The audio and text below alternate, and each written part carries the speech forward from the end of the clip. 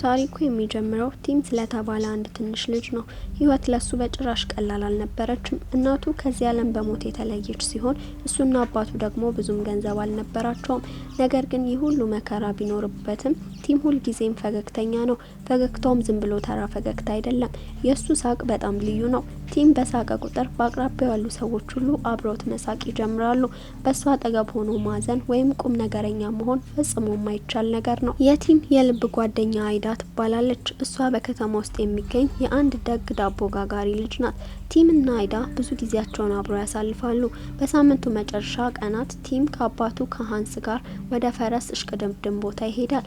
ሀንስ በፈረሶች ላይ ገንዘብ መወራረድ ይወዳል። ችግሩ ግን አንድም ቀን አሸንፎ አያውቅም።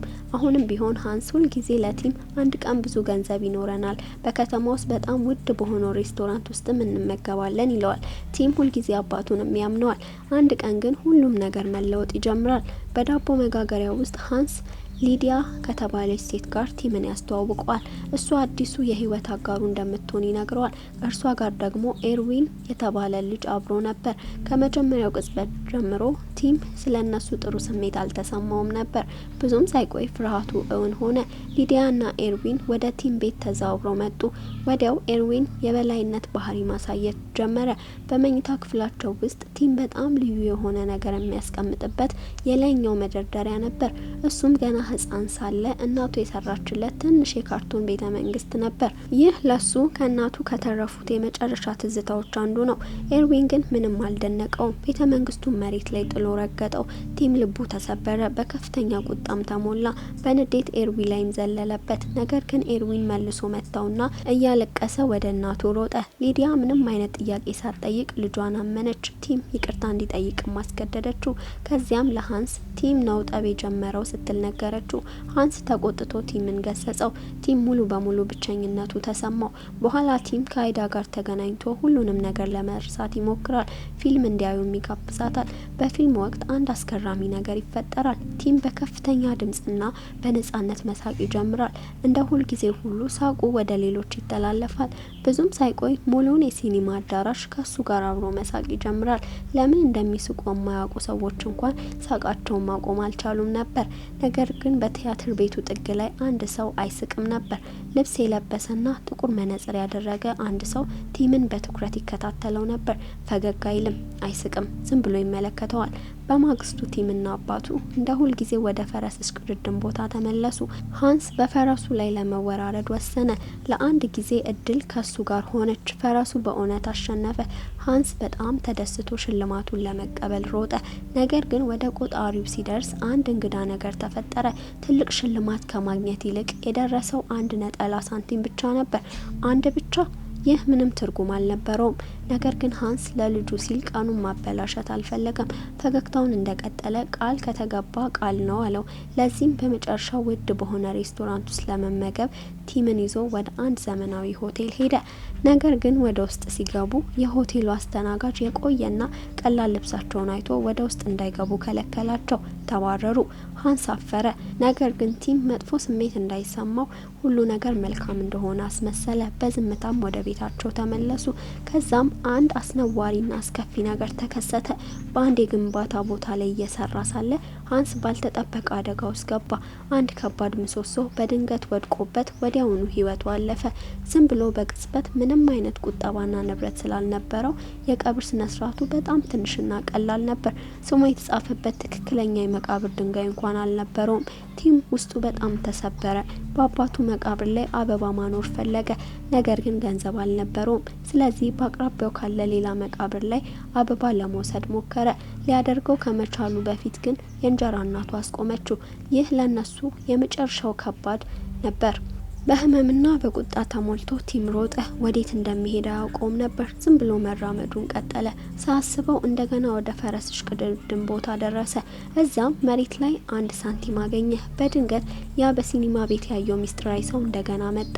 ሰውየው በተረጋጋ ሁኔታ ቲም ያንን ሳንቲም ተጠቅሞ ውርርድ እንዲያደርግ ነገረው። ሁሉም ነገር አስቀድሞ እንደተዘጋጀ ገለጸለት። በአንድ ፈረስ ላይም እንዲወራረድ ነገረው። ቲም አመነታ። ነገር ግን የሚያጣው ነገር ስላልነበር አደረገው። በሚያስገርም ሁኔታ ፈረሱ አሸነፈ። ቲም በድንጋጤ ቆመ። ገንዘቡን ሲሰበስብ በድንገት ማልቀስ ጀመረ። ምክንያቱም በመጨረሻ አባቱ ሁልጊዜ ያለመውን ነገር አድርጓል። በሽቅድምድም ቦታው ትልቅ ገንዘብ አሸንፏል። ነገር ግን አባቱ ይሄንን ለማየት እዛ አልነበረም። ቲም አይኖቹ በእንባ ተሞልተው ቆሞ ሳለ ሁለት እንግዳ የሆኑ ሰዎች ወደሱ መጡ።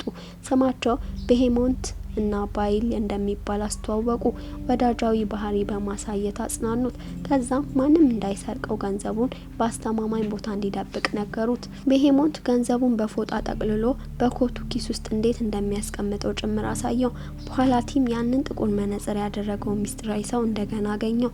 በዚህ ጊዜ ሰውየው ተቆጥቶ ቲም ሁሉንም ገንዘቡን አስቀድሞ እንዳጣ ነገረው። ቲም በፍጥነት ፎጣውን ፈተሸና ደነገጠ። ገንዘቡ ጠፍቷል። በገንዘቡ ምትክ በውስጡ የጋዜጣ ቁርጥራጮች ብቻ ነበሩ። ቲም ቤሄሞንትና ባይል እንዳታለሉ ተረዳ። ይሁን እንጂ ሚስጥራዊ ሰው ስሙ ባሮን ሌፋቱ እንደሚባልና በዓለም ላይ ካሉ ሀብታም ሰዎች አንዱ መሆኑን አስተዋወቀው። በተረጋጋ ሁኔታ ለቲም ሌላ ሳንቲም ሰጠውና እንደገና እንዲሞክር ነገረው። በማግስቱ ቲም ወደ እሽቅድምድም ቦታው ተመለሰ። ነገር ግን በጣም በማለዳ ስለደረሰ እየጠበቀ በወንበር ላይ ተኛ። ይህ ለቤሄሞንትና ለባይል ለመመለስ ፍጹም እድል ሰጣቸው። በዝምታ የሱን ብቸኛ ሳንቲም ሰረቁት። ከጥቂት ደቂቃዎች በኋላ ቲም ነቃና ባሮን ሌፋቴ እንደገና አየው። ባሮኑ የውርርዱን ሰዓት ሊያልቅ ስለሆነ እንዲፈጥን ነገረው። ነገር ግን ችግር ነበር። ቲም ሳንቲሙን ሊያገኘው አልቻለም። ያለሱ ውርርድ ለማድረግና ገንዘቡን መልሶ ለማሸነፍ ምንም መንገድ አልነበረውም። በዚያ ጊዜ ባሮኑ በጣም እንግዳ የሆነ ጥያቄ ያቀረበለት። ለቀረው ሕይወቱ በሙሉ ቲም አንድም ውርርድ እንዳያሸንፍ ማድረግ እንደሚችል ነገረው። በምላሹ ግን ቲም በጣም ልዩ የሆነ ነገር መሸጥ ነበረበት፣ ሳቁን። መጀመሪያ ላይ ቲም ባሮኑ እየቀለደ መስሎት ነበር። ነገር ግን ባሮኑ ህጋዊ ውል አውጥቶ አሳየው። ውሉን ከፈረመ ዳግመኛ ስለ ገንዘብ እንደማይጨነቅ ቃል ገባለት። ቲም አመነታ። ነገር ግን በመጨረሻ ውሉን ፈረመ። ልክ በፈረመበት ቅጽበት አንድ ነገር ተለወጠ። የቲም ፊት ሙሉ በሙሉ ቁም ነገረኛ ሆነ። በጭራሽ መሳቅና ፈገግ ማለት አልቻለም። ልክ ውሉ ቃል በገባው መሰረት ውርርድ አደረገ። አሸናፊውን ፈረስ መረጠ። የሽልማት ገንዘቡንም አገኘ። ነገር ግን በፊቱ ላይ ምንም አይነት ደስታ፣ ፈገግታ ወይም ሳቅ አልነበረም። ቲም ምናልባት ሁሉም ነገር ውሸት እንደሆነ ማሰብ ጀመረ። ስለዚህ አሁን ባሸነፈው ገንዘብ አይዳን እንደገና ፊልም እንድታይ ጋበዛት። በፊልም ወቅት በቲያትር ቤት ውስጥ ያሉ ሁሉ እየሳቁ በትርኢቱ ይደሰቱ ነበር ከቲም በቀር። እሱ ምንም አይነት ስሜት ሳያሳይ ዝም ብሎ ተቀምጧል። በዚህ ጊዜ ባሮን ሌፋቴ በደስታ ወደ ቢሮ ተመለሰ። እውነተኛው እውነት የታወቀው ያኔ ነበር።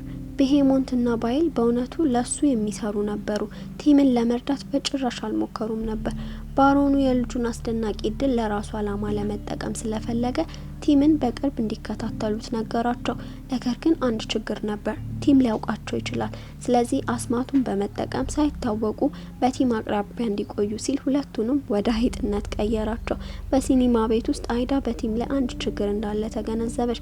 ከበፊቱ በጣም የተለየ ባህሪ እያሳየ ነው። ምን እንደተፈጠረ ጠየቀችው። ነገር ግን ቲም ጥያቄውን ሸሸ።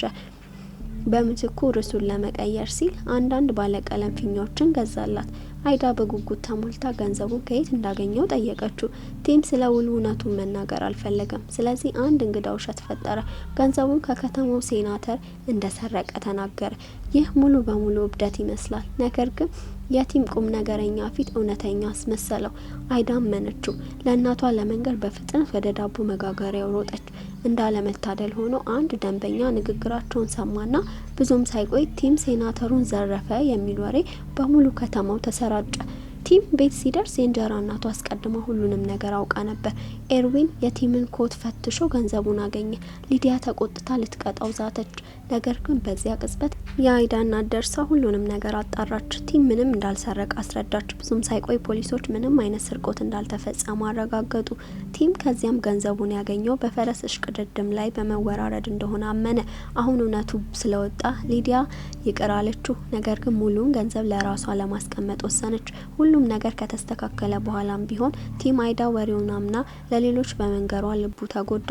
በዚህ ምክንያት እርስ በርስ መነጋገር አቆሙ። ሀዘን ቢሰማውም አዲሱን እድሉን ለመጠቀም በማሰብ ቲም በትምህርት ቤት ካሉ ልጆች ጋር የእምነበረድ ጨዋታ መጫወትና ከነሱ ጋር መወራረድ ጀመረ። እንደ ሁልጊዜውም እያንዳንዱን ጨዋታ አሸነፈ። ነገር ግን ልጆቹ ከመደነቅ ይልቅ እያታለለ እንደሆነ አሳቡ። ቀስ በቀስ ሁሉም ከሱ መራቅ ጀመሩ።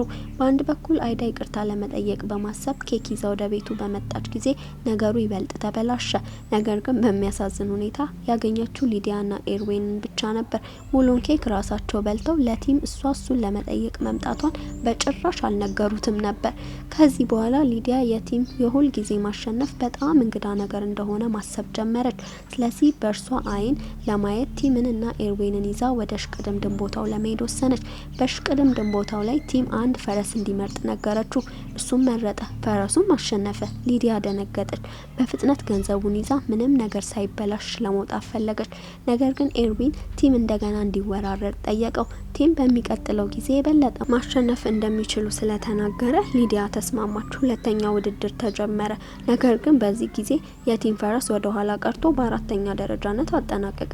ሊዲያና ኤርዊን ተቆጥተው ገንዘቡን በማጣቱ እሱን መውቀስ ጀመሩ። ነገር ግን በድንገት አስተዋዋቂው አንድ ማስታወቂያ አስተላለፈ። የመጀመሪያዎቹ 3 ፈረሶች ከውድድር ውጪ መሆናቸው ተገለጸ። ይህም ማለት የቲም ፈረስ አሁን እንደገና አሸናፊ ሆኗል። ሁሉም ደነገጡ። ሊዲያ አንድ ሰከንድ እንኳን ሳታጠፋ የሽልማት ገንዘቡ ለራሱ አደረገችው። ነገር ግን ለቲም ገንዘብ አሁን ምንም ትርጉም አልነበረውም። በውስጡ አባቱ ይህንን ሁሉ ለማየት እዛ በነበረ ብሎ ብቻ ይመኝ ነበር። በኋላ ቲም በከተማ ውስጥ ብቻውን እየተጓዘ ሳለ አባቱ አንድ ቀን ሊወስዱ ያለመው ያ ዘመናዊ ሆቴል ውጪ ቆመ። ክሬስሚር የተባለ አንዱ የሆቴሉ አስተናጋጅ አወቀው። ስለ አስደናቂ እድሉ ስለሰማ ቲምን ወደ ውስጥ ጋበዘው። እሱን ለመፈተሽ ክሬስሚር ቲምን የካርታ ጨዋታ እንዲጫወት ነገረው። ቲም በአንድ ቅድመ ሁኔታ ተስማማ። ካሸነፈ በሆቴል ውስጥ ስራ ይፈልጋል። የራሱ ገንዘብ ማግኘትና ከእንጀራነቱ መራቅ ይፈልግ ነበር። ክሬስሚር በስምምነቱ ተስማማ። በዚያው ቅጽበት የሆቴሉ ባለቤት የሆነችው ኢቮን አዲስ የአሳንሰር አንቀሳቃሽ እንደሚያስፈልጋት አስተዋወቀች። ቲም ወዲያውኑ ስራውን አገኘ። ከዛሬ ጀምሮ ቁማር መጫወትን ለዘላለም ለማቆም ወሰነ። በዚያኑ ምሽት ስራ እንዳገኘና ከቤት እንደሚወጣ ለሊዲያና ለኤርዊን ማስታወሻ ትተወጣ። ወደ ሆቴሉ በሚሄድበት መንገድ ላይ ቲም በዳቦ መጋገሪያው አጠገብ ሲያልፍ ከአይዳ ጋር ተገናኘ። እሱን ለማነጋገር ሮጣ መጣች። እየተዛወረ መሆኑን ስትሰማ ነገሮችን ለማስተካከል ሞከረችና ያመጣችለትን ኬክ ወዶት እንደሆነ ጠየቀችው። ቲም ስለምን እያወራች እንደሆነ ምንም የሚያውቀው ነገር አልነበረም። እየቸኮለ ለስራ እንደረፈደበት ተናግሮ ጥሏት ሄደ። አይዳ እያለቀሰች ወደ ዳቦ መጋገሪያው ተመለሰች። እዚያም ባሮን ሌፋቴ በአንድ ጠረጴዛ ላይ ተቀምጦ አየችው። ለእናቷ ስትጮህ እናቷ እንቅልፍ እንደወሰዳት ተገነዘባች። ባሮን ለአይዳ ስለ ቲም ያላትን ስሜት እንደሚያውቅና እሷ ከሱ ጋር ስምምነት ለማድረግ ከተስማማች ብቻ ቲምን መልሶ ማምጣት እንደሚችል በተረጋጋ ሁኔታ ነገራት። ይህ በእንዲህ እንዳለ ቲም በሆቴል ውስጥ ስራውን ጀመረ። ሳቁን በማንኛውም ዋጋ ፈልጎ ለመመለስ ስለፈለገ የሆቴሉን ሰራተኞች ስለ ባሮን ሌፋቴ ጠይቅ ነበር። ነገር ግን ባሮኑ የት እንዳለ ማንም አያውቅም ነበር። ብዙም ሳይቆይ ቲም 2 ሰራተኞች 2 አይጦች ያሉበት ባልዲ ይዘው ሲሄዱ አስተዋለ።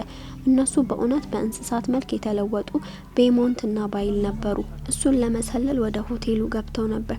ኢቮን ወዲያውኑ እንዲገደሉ አዘዘች። ነገር ግን ቲም ራሱ ጉዳዩን ለመያዝ ፈቃደኛ ሆነ።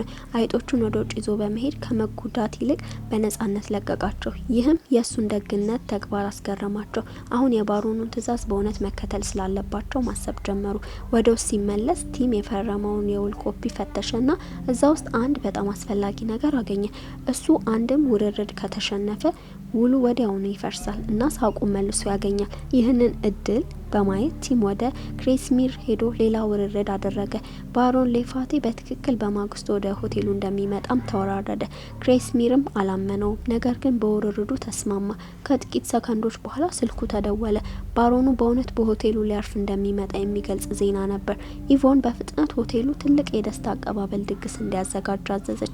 ብዙም ሳይቆይ በከተማ ውስጥ ያሉ ሀብታሞች ሁሉ እሱን ለመገናኘት ተሰበሰቡ። በመጨረሻም ባሮኑ ደረሰ። ቲም ደግሞ በአሳንሰር ወደ ላይ የወሰደው ሰው ነበር። በውስጡ ቲም ውሉን እንዲሰርዘው ጠየቀው። ነገር ግን ባሮኑ ፈገግ ብሎ ውሉን ለመሰረዝ ብቸኛው መንገድ ውርርድ ማጣት እንደሆነና ይህም አሁን ፈጽሞ የማይቻል ነገር መሆኑን ገለጸለት። ምክንያቱም የቲም እድል በጭራሽ አያልቅም። ከአሳንሰሩ ከመውጣቱ በፊት ባሮኑ ጥቁር መነጽሩን አወለቀ። በዚያን ጊዜ ቲም አንድ አስደንጋጭ ነገር አስተዋለ። ባሮኑ አሁን ልክ እንደ አይዳ አይነት ደማቅ ሰማያዊ አይኖች ነበሩት። ቲም ፈራና ወዲያውኑ በሷ ላይ መጥፎ ነገር እንደደረሰ አሰበ። ስለዚህ በተቻለ ፍጥነት ወደ ዳቦ መጋገሪያው ለመሮጥ ወሰነ። በፍጥነት እዚያ ለመድረስ ሲል ለክሬስሚር ደውሎ በጥቂት ደቂቃዎች ውስጥ ዳቦ መጋገሪያው እንደሚደርስ ተወራረደ። እንደገና ውርርዱን አሸነፈ። ብዙም ሳይቆይ ቲም ዳቦ መጋገሪያው ደርሶ ቀጥታ ወደ አይዳ ክፍል ሮጠ። ክፍሉ ሙሉ በሙሉ ጨለማ ነበር። አይዳ እሱን በማየቷ ተደሰተችና ከባሮኑ ጋር ያደረገችውን ስምምነት እንደሰራ ነገረችው። አሁን እንደገና ጓደኛሞች መሆን ይችላሉ። ነገር ግን አንድ ነገር የተሳሳተ ይመስል ነበር። ቲም የአይዳ አይኖች አሁን እንግዳ እንደሚመስሉ አስተዋለ። ቢጫ ቀለም ነበራቸው። በጨለማ ውስጥ ብቻ ነበር ማየት የምትችለው። ቲም እውነቱን የተረዳው ያኔ ነበር። ባሮኑ የአይዳን እውነተኛ አይኖች ወስዶ ለራሱ አድርጓቸዋል። ቲም ሁሉንም ነገር እንደሚያስተካክል ቃል ገባላት። እጁን ዘረጋላት። አይዳ ስትይዘው ድንገት በአይኖቿ ላይ ህመም ተሰማት። ልክ እንደዚያው መደበኛ እይታዋ ተመለሰ። በዚህ ጊዜ በሆቴል ውስጥ ባሮኑ ንግግር ሊያደርግ ሲል ድንገት ከባድ የራስ ምታት ተሰማው። ቤሞንትና ባይል ወደ እሱ ሮጡና እሱ መታወሩንና ይህንን ሊያደርግ የሚችለው ብቸኛው ሰው ቲም መሆኑን ተረዱ። በዳቦ መጋገሪያ ውስጥ አይዳ እንደገና ማየት በመቻሏ በጣም ተደሰተች። ቲምን አጥብቃ አቀፈችው። ነገር ግን አሁንም ቢሆን ቲም ፈገግ ማለት አልቻለም ነበር። ስለዚህ ከባሮኑ ጋር ፊት ለፊት ለመጋፈጥ ወደ ሆቴሉ ተመለሰ። ነገር ግን እዛ ሲደርስ ባሮኑ ከእንግዶቹ ሁሉ ጋር አስቀድሞ ወጥቶ ነበር።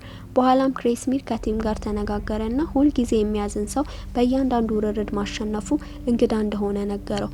ቲም በመጨረሻ ስለውሉ ሳቁን ስላጣበት ሁኔታና ስምምነቱን ለመስበር ብቸኛው መንገድ ውርርዱን ማጣት መሆኑን ሁሉንም ነገር ነገረው። ክሬስሚር በጥልቀት አሰበና በዚያኑ ምሽት አንድ ሀሳብ ወደ ቲም መጣ። ቲም እኔ በዓለም ላይ ካለው ከማንኛውም ሀብታም ሰው የበለጠ ሀብታም ነኝ የሚል ውርርድ እንዲያደርግ ሀሳብ አቀረበ። በዚህ መንገድ እሱ እየዋሸ ስለሆነ በመጨረሻ ውርርዱን ይሸነፋል።